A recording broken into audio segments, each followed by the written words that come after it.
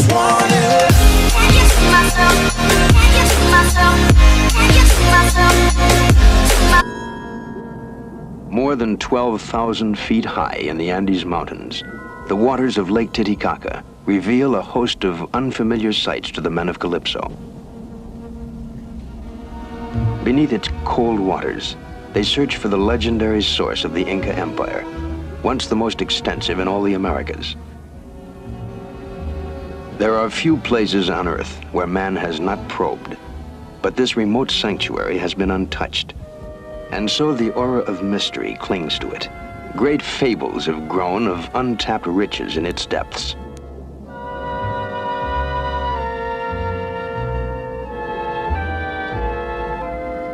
Muffled for centuries, each stone becomes a chronicle, hinting at civilizations that predate even the Inca.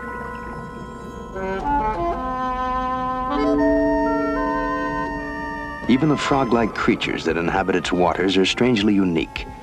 Myth and mystery are part of its heritage. Such are the legends of Lake Titicaca.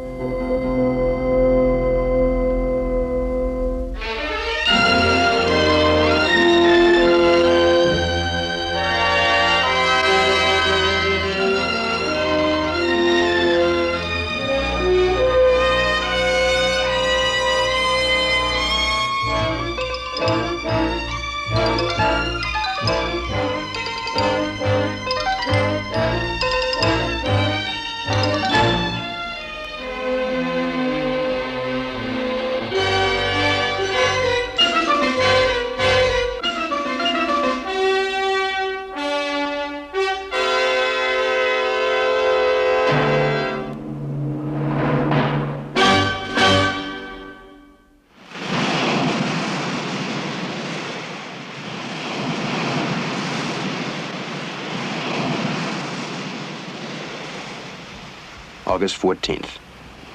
Beneath the rolling waters, a team of divers explores the ocean floor. Anchored in the swell, the ship awaits their return.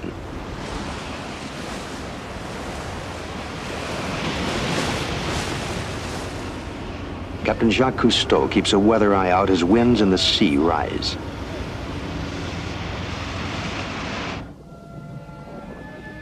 Underwater, the restless storm makes little impression. Tides and currents replace wind and gales, but they move in steady cycles, and the creatures of the reef adapt to their rhythms.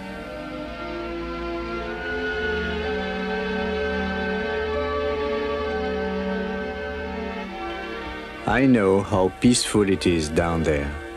It feels like a three-dimensional rapture. I know what the temptation is to forget the surface and to swim from one surprise to another as erratically as jaywalkers.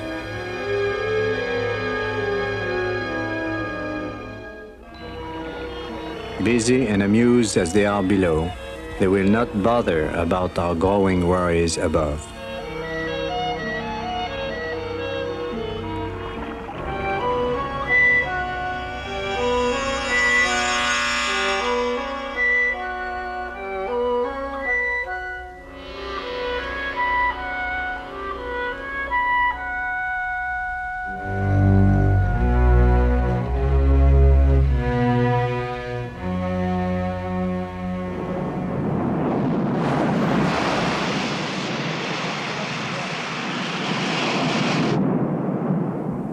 As it often happens in hurricane season, the weather has turned very quickly. I call the divers back before recovery becomes impossible.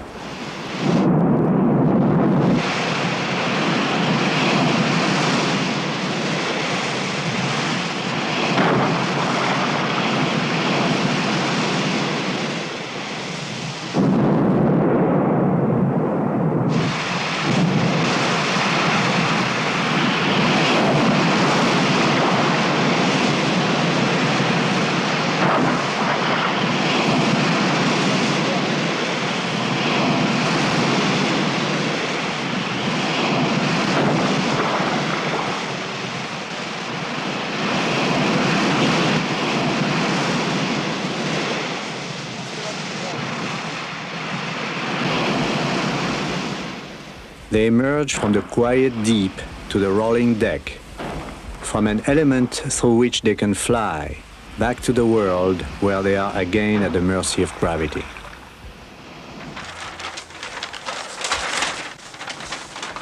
Jean-Paul, we are through with this operation.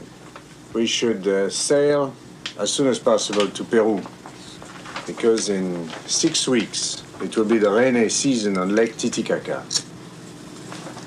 When we are in Matarani, here, we will load the 2 mini-subs and 20 tons of equipment on a railway to cross the Andes Mountains to the lake. Why Lake Titicaca? Well, of course, the name is fascinating in itself, but that wouldn't be enough. For us divers, diving at almost 12,500 feet of altitude is quite a challenge. And we know nothing about the physiology of high-altitude diving. We know very little about the lake itself, as a matter of fact. The depth, the life there is, the geological origins. And we are also in Inca land. It means that all around the lake there are giant constructions and temples that may very well extend underwater. So we are going there to study human physiology, biology, geology, archaeology. And there also are legends. It is said that the Incas, when the Spanish arrived, have thrown into the lake very valuable gold pieces of art. Who knows?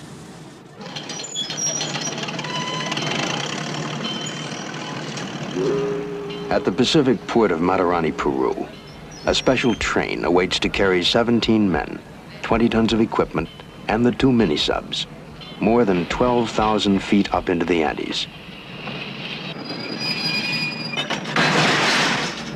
Only a skeleton crew remains on board. The others depart the familiar confines of the ship with mixed feelings of anticipation and apprehension. Zoom is left behind for fear of his reaction to a potentially hostile environment. An altimeter will track the ascent in meters of altitude.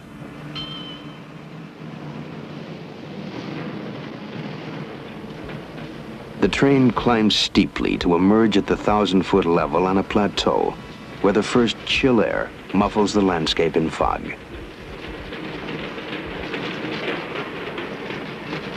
More than 4 centuries ago, the Spanish conquistador Francisco Pizarro crossed these mountains in a cruel and tireless search for gold. Ultimately and tragically, he succeeded. His ruthless looting was a bonanza for the crown of Spain, at the cost of a bigger loss for mankind. At Pampa de Arrieros, the caravan pauses to let the descending train pass.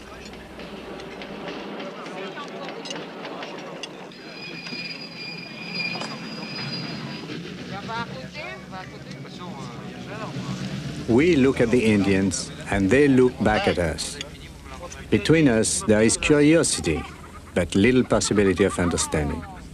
We feel separated by differences as great as the height of the Andes and the depth of the sea.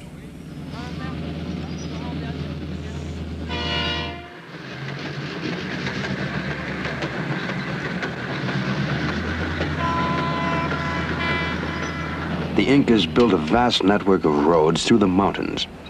But modern Peru has matched their achievement in stringing railways across some of the most vertical real estate in the world.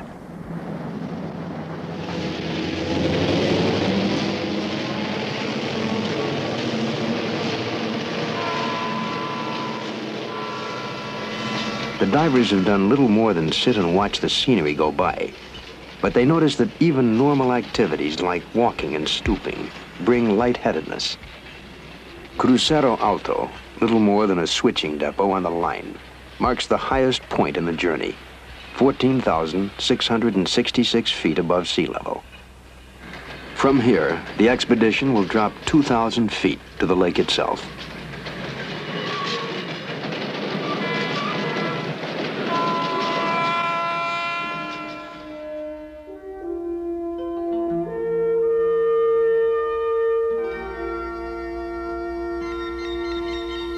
After so many mountains, the lake looms large as a sea.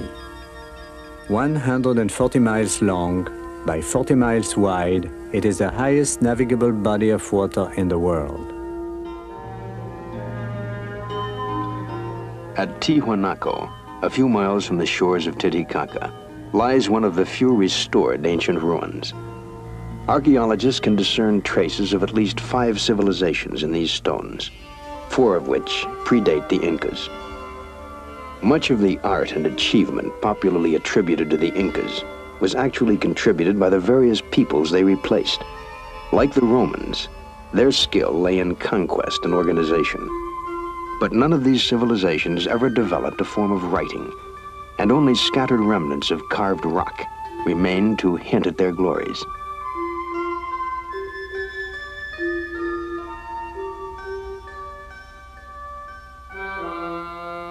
Lake Titicaca forms part of the boundary between Peru and Bolivia. From the Peruvian port of Puno, the expedition crosses to the town of Copacabana in Bolivia, which will be its base of operations. The diving saucers excite the curiosity of the normally reserved mountain people, who immediately declare a holiday and insist on a fiesta.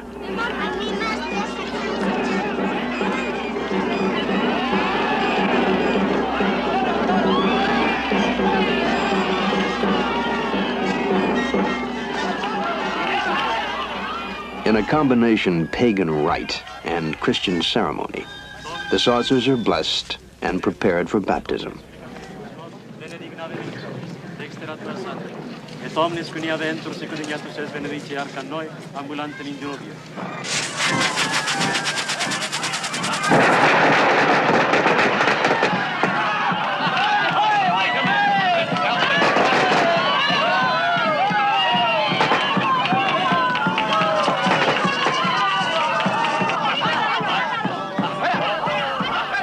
The costumes, made for a dozen different celebrations and dredged out for the affair, represent the Indians' interpretation of church holidays imposed by Spanish missionaries.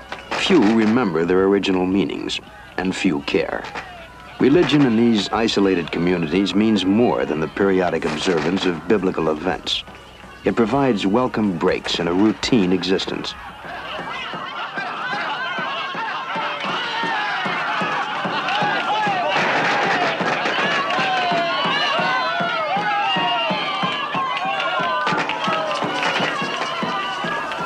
Eager to get on with their work, the crew finds it impossible to shortcut the festivities.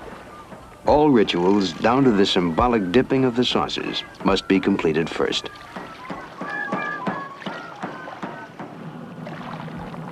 Aboard the barge that will serve as our diving platform, we have a new sense of apprehension. Loading our equipment took immense physical effort. At this altitude, even minor jobs leave us exhausted. The lake seems endless. The surface is foreboding, and our worries about high-altitude diving are magnified by the plight of the cormorants.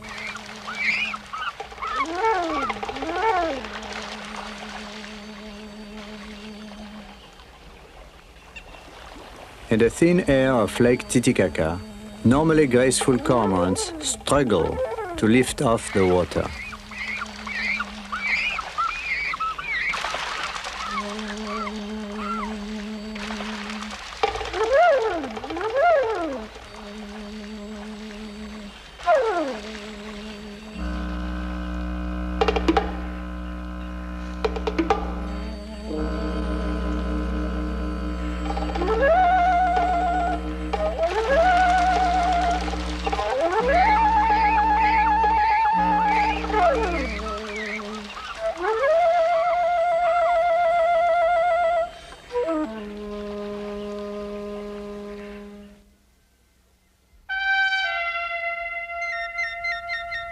Off the tip of the Copacabana Peninsula lie the once sacred islands, the most likely spots to begin explorations.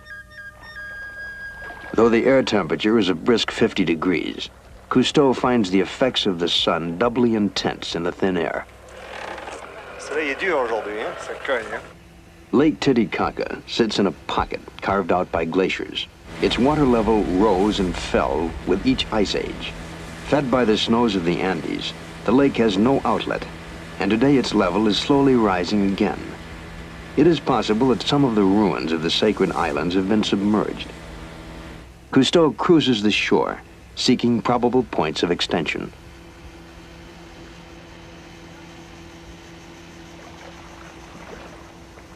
Aboard the barge, the crew prepares to conduct a test dive to determine how the altitude will affect their ability to perform tasks underwater. But the compressor experiences altitude problems of its own. The air does not provide sufficient oxygen for the motor to catch.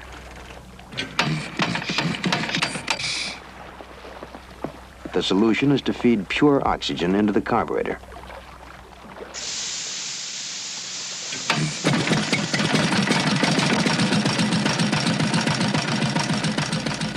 Delamotte and Deloire will be first to dive. They have dressed slowly because even the normal routine of putting on equipment is difficult. Before a man can move about with ease, his red corpuscle count, lung size, and metabolism must be altered. But it takes 3 generations for the human body to adapt in this way. We will film the exploratory dive to check the reactions of the divers as well as the visibility below the surface. Our greatest worry now is that exhaustion may overtake the divers.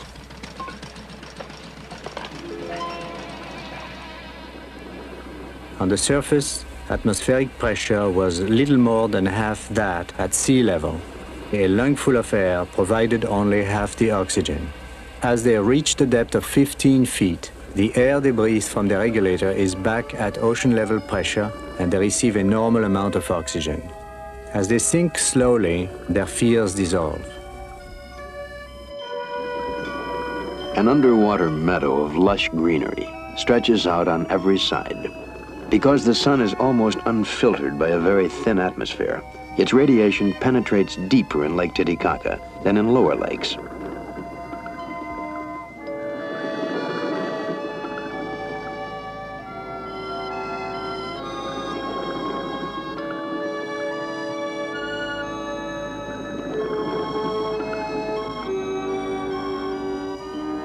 Under the vegetable carpet, the bottom is made of mud and silt, several yards thick.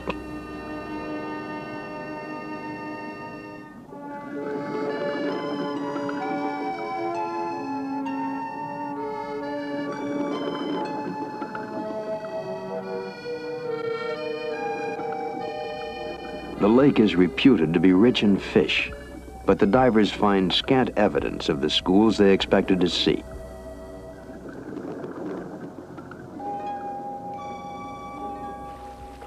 As soon as they return to surface, the men are plagued again by exhaustion. We are pioneering a new field, high-altitude diving. It has its new rules that our physiologists have developed theoretically in Marseille and that we must verify in the field. To avoid decompression accidents, called the bends, decompression stops must be made on the way back to the surface. In the sea, these stops are made at the depth of 20 feet and then again at the depth of 10 feet. Here in the Dorado Lake, the stops were set higher at 12 and 6 feet. Our new decompression tables for Titicaca have proven safe. Dr. Jacques Tassi submits the divers to a thorough re-examination. Physically, they do not seem to have suffered. Working underwater proves less exhausting than working on land at this altitude. But he fears the men may be unable to maintain a balance and rules that their workload be reduced by 40%.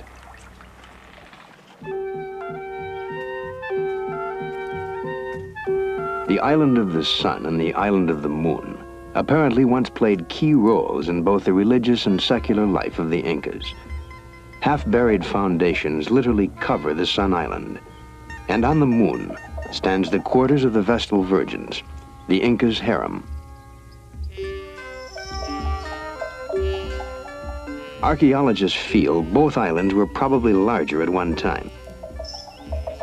Dumas, an authority on archaeology, marvels at the engineering skill which set huge blocks of interlocking stone with such precision that a razor blade cannot slip between them.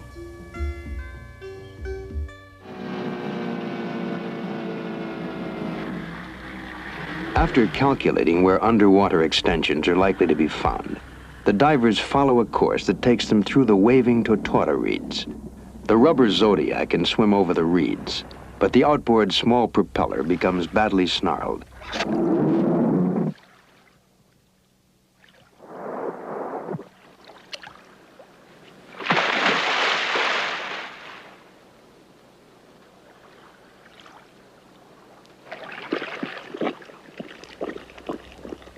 Jean Riant pushes through a sea of algae, seeking an opening.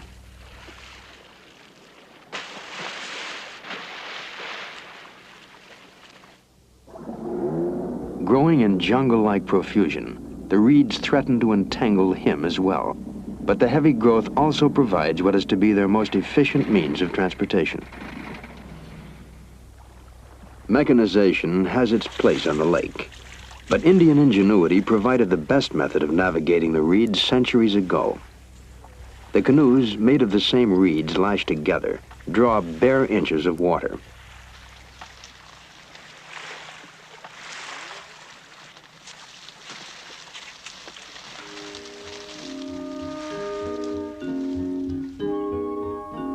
Dumas comes upon a huge monolith at the water's edge.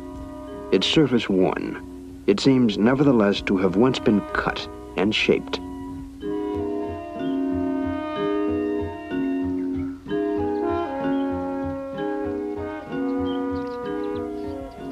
Behind it, other cut stones lead Dumas to the discovery of a carved snake, its eyes protuberant, its coils disappearing into the flat rock.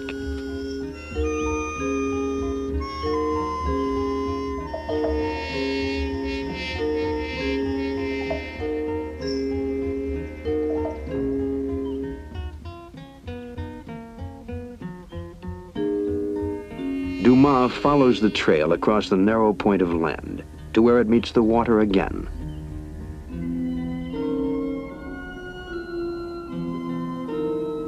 The walls are probably extensions of the ruins found on shore. The gradual rise of the water covered them. Long ago they were evacuated and stripped of their valuable artifacts. They stretch out toward the deep reaches of the lake and back to the dim reaches of history. Said to have once been sheathed in gold, they gave rise to legends of submerged treasure. Now, ironically, the same stones shatter forever the legends they inspired. But for the first time, a total picture of the Incan ruins can be drawn. Perhaps these walls enclosed the temple of the sun god himself. Perhaps these stones echoed to the laughter of the Inca's favorite concubines before the invasion of the conquistadors put a stop to all joy. And perhaps beneath the rocks and the mud lie other secrets still waiting to be disclosed.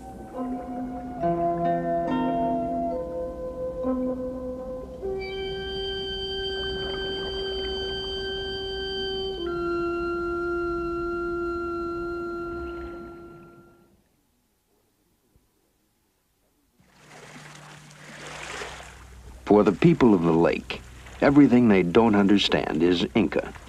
They can provide little useful information, but they direct the divers to the old man of the lake. Born on the island of the sun, he has lived on these shores for all of his 86 years. Between bites of mildly narcotic cocoa leaves, he tells of a tunnel that stretches from the lake to Cusco, ancient capital of the Incas. Oh yes, an underground and underwater tunnel, 300 miles long, made by the Incas. We've heard such things. Also, we heard that there was a 7 or 8 mile long gold chain at the bottom of the lake. Such legends we've heard and investigated, but they're never there. The water is generally clear, offering visibility of at least 60 feet. But the bottom is often a mess of thick reeds and piled stones. Covered with algae and almost indistinguishable from the surrounding rocks, what appears to be pieces of pottery catch Jean Riant's eye. Pottery shards are to archaeologists what nuggets are to prospectors. I have found earthenware jugs on many expeditions in the past. We know at first only that the pottery is primitive in design. Experts will affix the date and place of origin and thus bring meaning to the discovery. Simple artifacts often give a better picture of ancient times than ornaments left in the tombs of kings.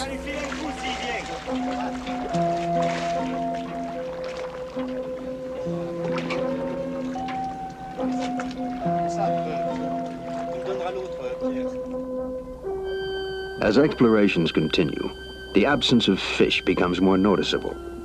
It is known that fish form a mainstay in the diet of the people who live on the lake. Diver Riant decides to investigate one of the floating villages of the Uru Indians.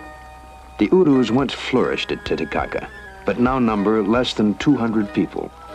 And although they literally live on the water, they fear it, believing anyone who falls in will die instantly.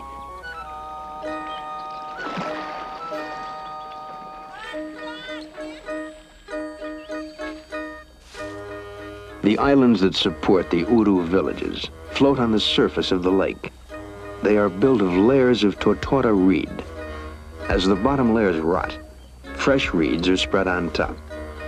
Though they tend fires carefully, stray sparks occasionally ignite the dry reeds, and the population takes to the canoes, waits until the fire burns itself out in the lake, and builds another village.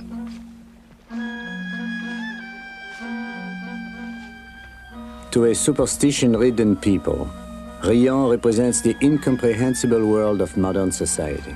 Until recently, the Urus would not even allow photographs to be taken of their faces, sharing a belief common among primitive people that by capturing images, the camera was capturing souls.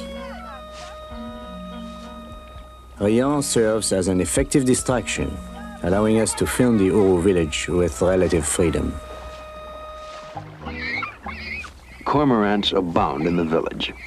Though they are used in other lands for fishing, the Urus raise them like chickens for food.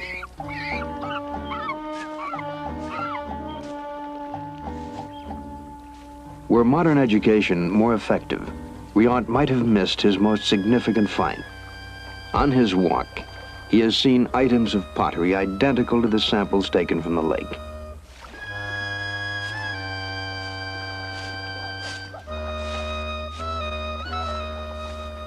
Riant leaves the way he came.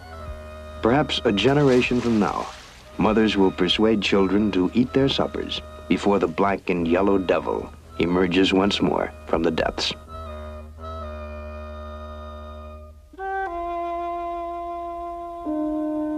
One by one, ancient cultures have taken root here and passed on. They have left behind mysteries to be solved and a pervasive sadness at their loss.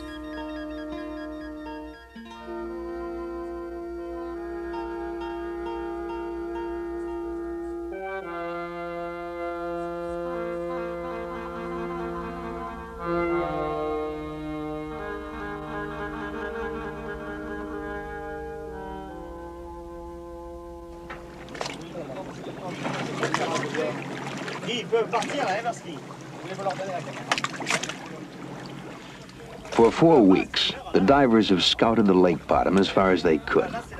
Final scrutiny of the deep pools will be left to the mini-subs. As these are prepared, the divers begin investigations on the animal life of the lake.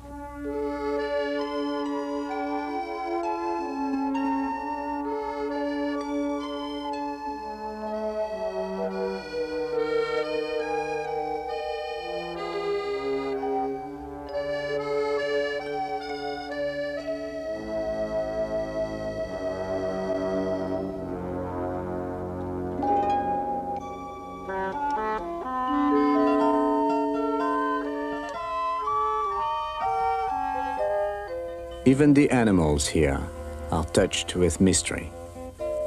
Though it acts like a frog, it looks like a toad. We have met them everywhere underwater, but never on the surface.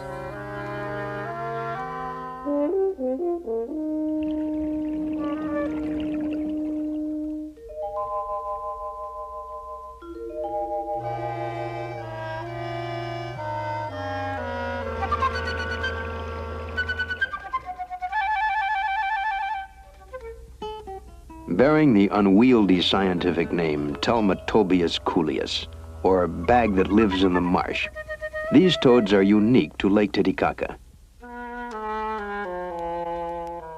Most toads are amphibious. They must surface to breathe and live as much of their lives out of the water as in. In Telmatobius coolius, the lungs have atrophied past the point of use, yet none possess gills like fish. They breathe instead through bag-like folds of skin. Minute capillaries in the skin take oxygen directly from the water. The question remains, what drove our friends to this underwater existence? It is probable that the thin air of the Andes did not supply enough oxygen for their small lungs. So they became aquatic.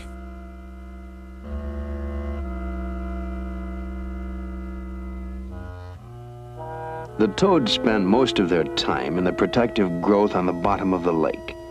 Eternally submerged and voiceless, they cannot croak. Without a mating call, they perform a mating dance, 2 by 2, in delicate pantomime.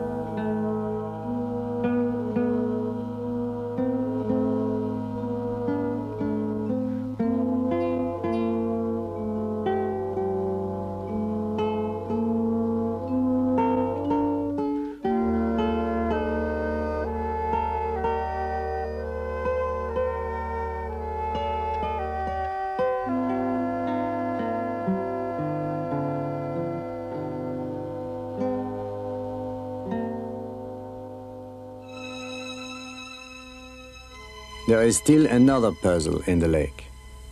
We come across scores of dead or dying fish scattered among the weeds. Some appear bloated, some misshapen. None seems to have been killed for food.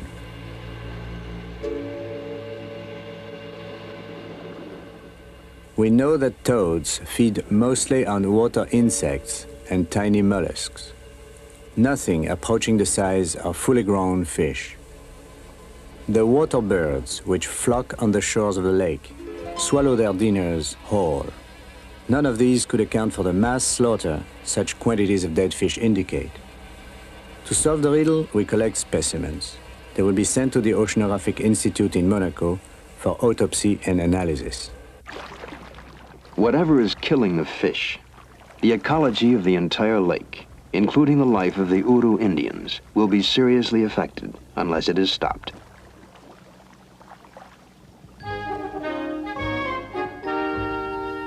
The incredible number of toads encountered prompts further study, a representative census of their population in Lake Titicaca. Since there is no part of the lake where divers did not find toads, Cousteau directs the crew to mark off an area of roughly 1 acre.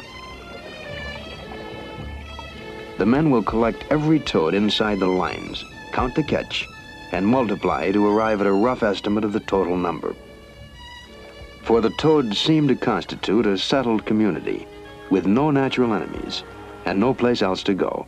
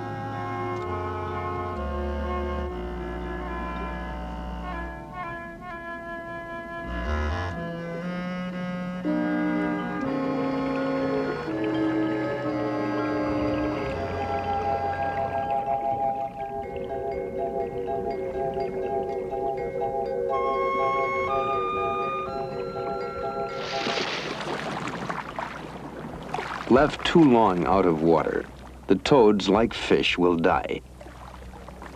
But collection proceeds rapidly.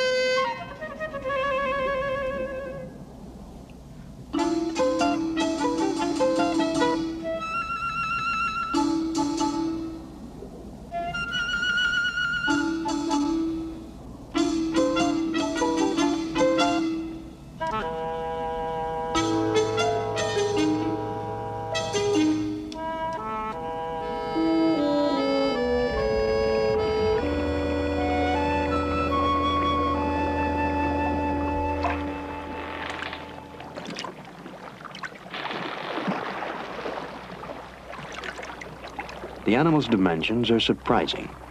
Stretched out, they average 2 feet in length, with feet and legs almost twice as long as the body. They weigh up to 6 pounds.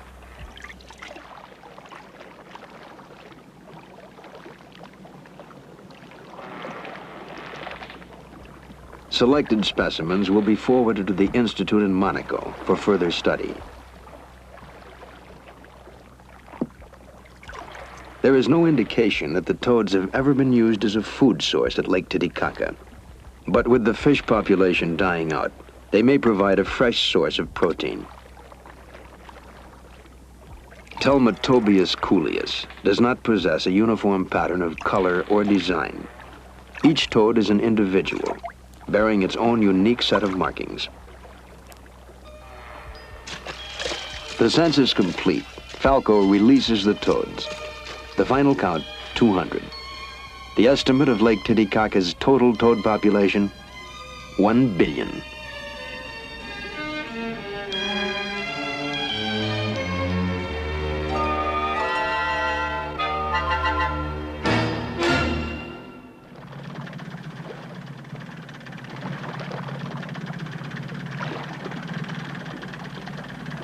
Eager to join his longtime friend in another underwater expedition, Dr. Harold Edgerton arrives from MIT and quickly readies his special sonar equipment.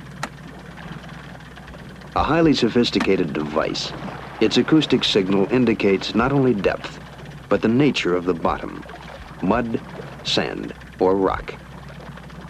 It was invented by Edgerton, who was also creator of the strobe light.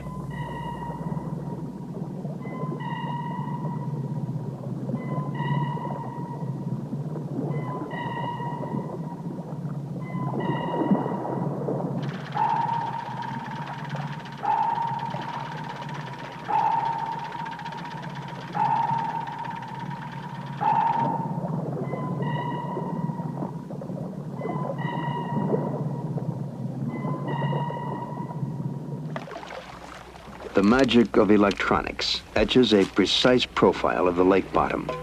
Baby, I wish to show you many of these records made in Lake Titicaca around the island of the sun and the island of the moon. One of the most interesting areas has been plotted up on another chart, which shows Sun Island, the main island of Copacabana. This map shows many records, sonar records that have been consolidated into one map showing a ridge that comes up to about 50 feet deep, another ridge which comes up to the surface at this point and then disappears at about 330 feet deep. And in between these, there's a sediment pond that's about 400 feet deep. Now this would make a very, very interesting place for you to dive with the sucoup, because you would have almost a complete flat bottom coming up to sharp rocks which rise almost directly, vertically from the sediment layers.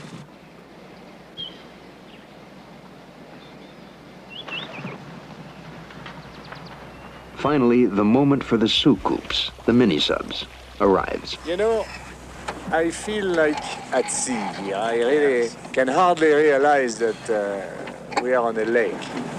Here in Lake Titicaca, in freshwater, the mini-subs will probably be 150 pounds heavy.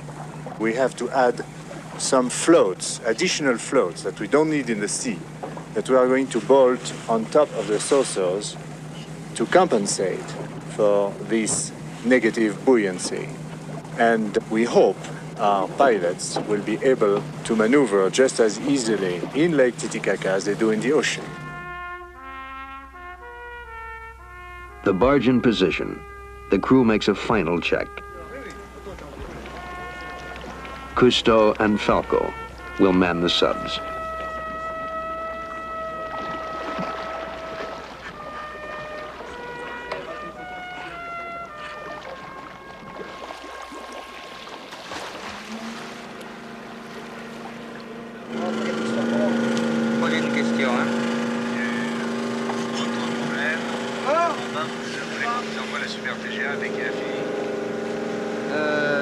Alors, est-ce que tu crois que c'est bon pour toi?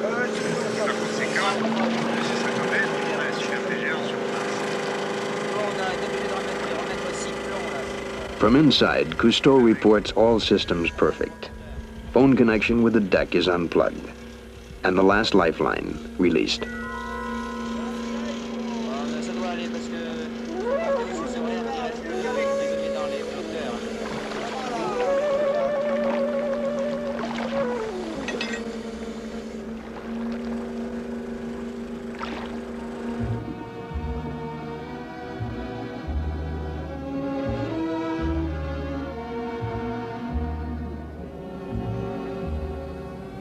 A diver accompanies the mini-subs as far as 100 feet to make sure they have not been damaged in the long trek from Matarani. Using the lights of the subs, Cousteau and Falco signal farewell.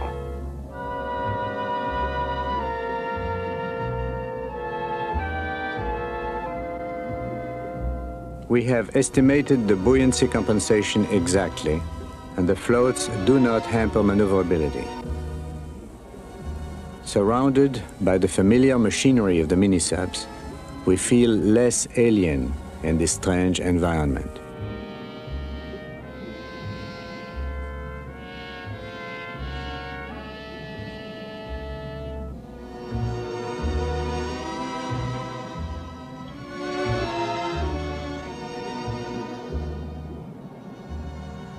Steered by jets of water released through movable nozzles, the subs can be maneuvered with pinpoint accuracy.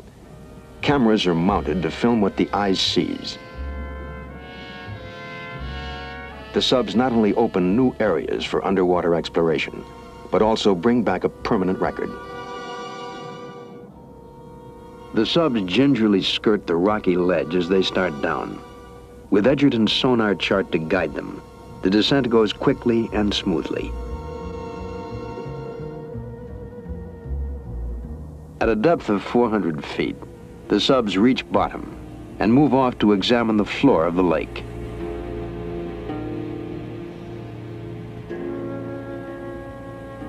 Falco and I exchange remarks over the sonar telephone, and we cannot help constantly referring to our experiences in the sea. The water of the lake is almost as clear as deep ocean water. Freshwater plankton is thinner than that of the sea. The sediment at the bottom of the lake, as measured by Edgerton, is at least 35 feet thick. What Falco and I feel but do not express is the thrill of seeing what no man has seen before.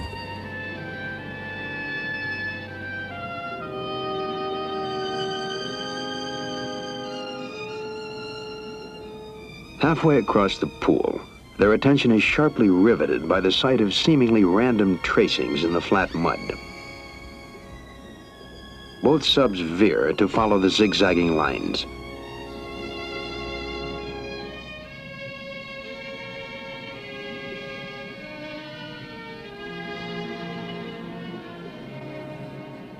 The tracks had been made by our old friends.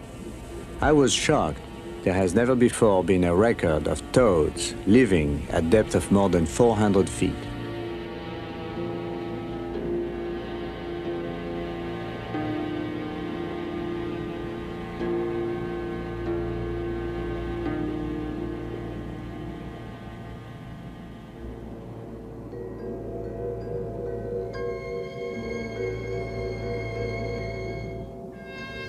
At the far side of the pool, the spine-like ridge charted by the sonar rears up before the subs, marking a symbolic end to their exploration.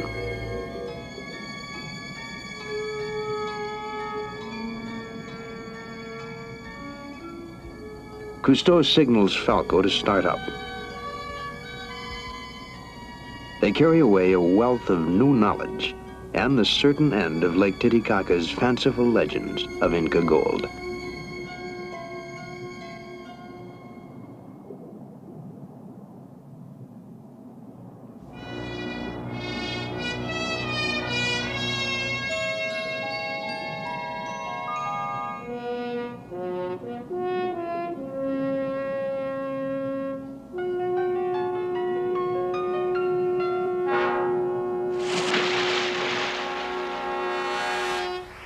Like mechanical whales, the mini-subs signal their location to the barge. In the last instant of our journey, the appearance of the submarines at the surface spans 1,000 years in the history of Lake Titicaca. For the answer to the problem of dying fish, Cousteau journeys to Monaco. The fish sent back from the lake have been examined at the Oceanographic Institute. The cause of death, an infection specific to trout.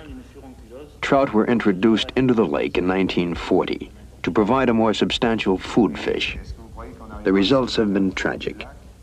Now biologists are already at work, seeking countermeasures before both trout and native fish succumb, leaving the toads in sole possession of the legendary source of the Incas.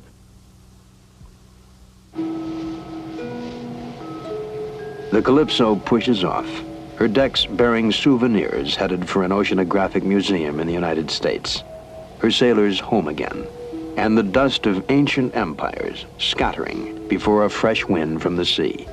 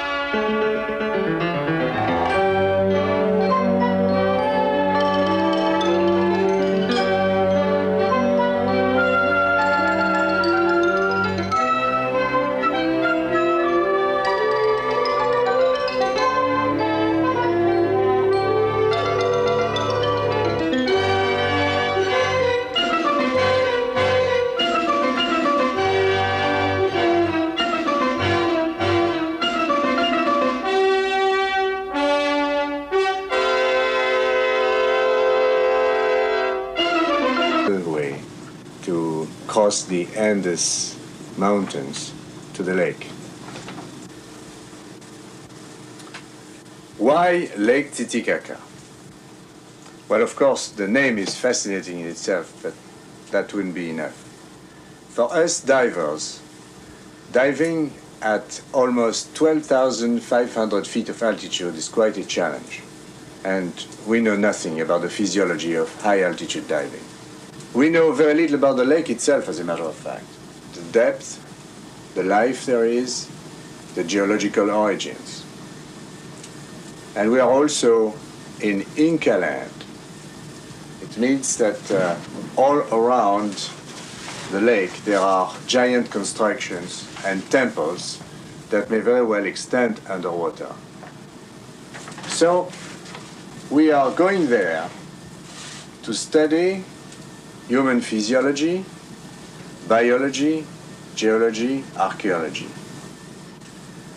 And there also are legends. It is said that the Incas, when the Spanish arrived, have thrown into the lake very valuable gold pieces of art. Who knows?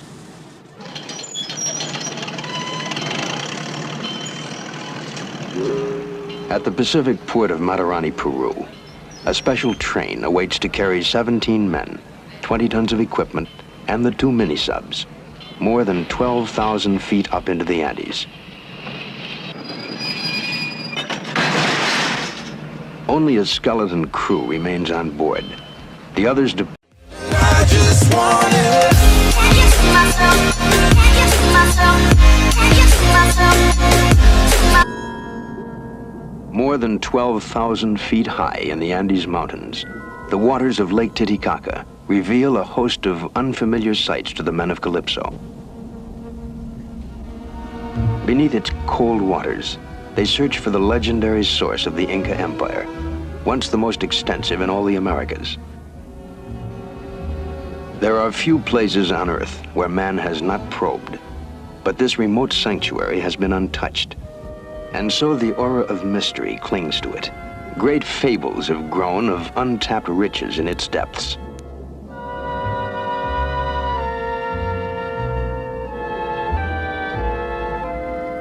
Muffled for centuries, each stone becomes a chronicle, hinting at civilizations that predate even the Inca.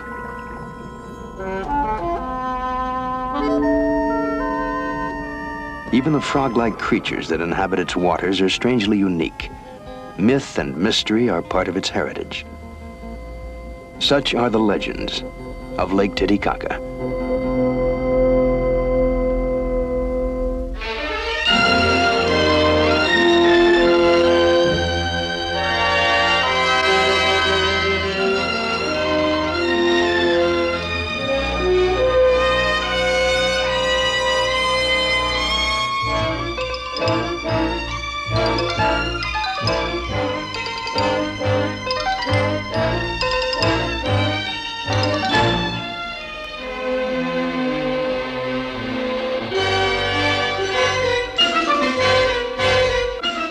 Part the familiar confines of the ship with mixed feelings of anticipation and apprehension. Zoom is left behind for fear of his reaction to a potentially hostile environment. An altimeter will track the ascent in meters of altitude.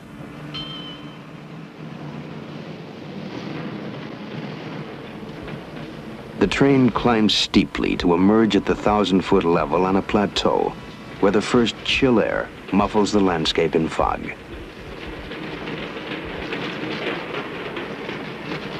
More than 4 centuries ago, the Spanish conquistador Francisco Pizarro crossed these mountains in a cruel and tireless search for gold. Ultimately and tragically, he succeeded. His ruthless looting was a bonanza for the crown of Spain, at the cost of a bigger loss for mankind. At Pampa de Arrieros, the caravan pauses to let the descending train pass.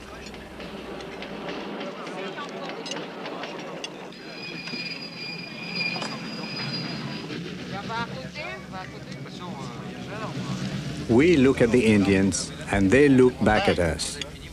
Between us, there is curiosity, but little possibility of understanding. We feel separated by differences as great as the height of the Andes and the depth of the sea.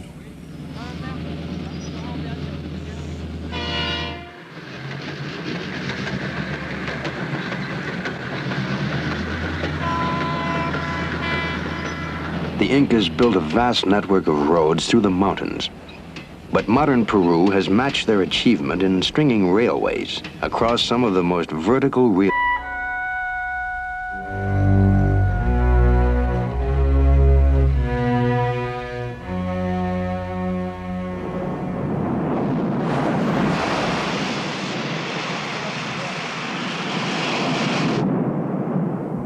As it often happens in hurricane season, the weather has turned very quickly. I call the divers back before recovery becomes impossible.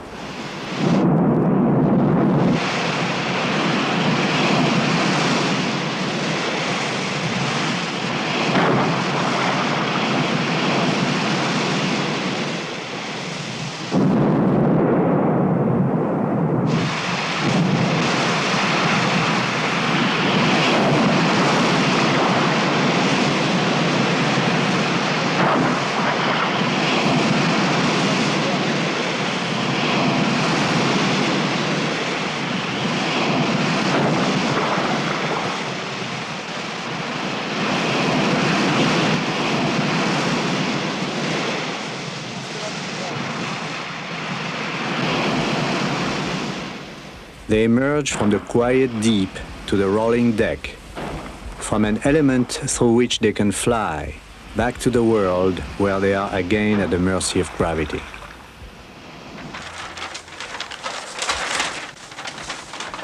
Jean-Paul, we are through with this operation. We should sail as soon as possible to Peru, because in 6 weeks it will be the rainy season on Lake Titicaca. When we are in Matarani, here, we will load the 2 mini-subs and 20 tons of equipment on a rail.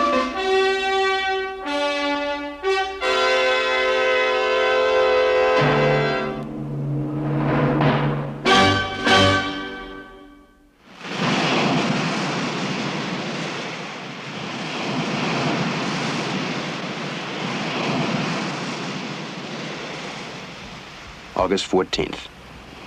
Beneath the rolling waters, a team of divers explores the ocean floor. Anchored in the swell, the ship awaits their return.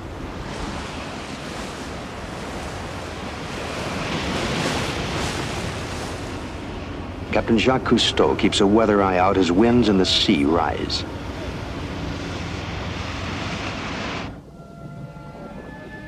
Underwater, the restless storm makes little impression. Tides and currents replace wind and gales, but they move in steady cycles, and the creatures of the reef adapt to their rhythms.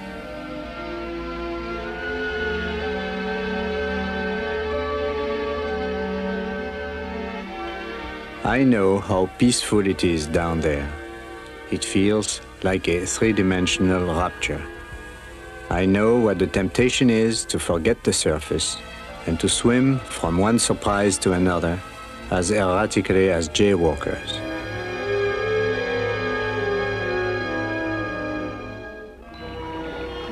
Busy and amused as they are below, they will not bother about our growing worries above.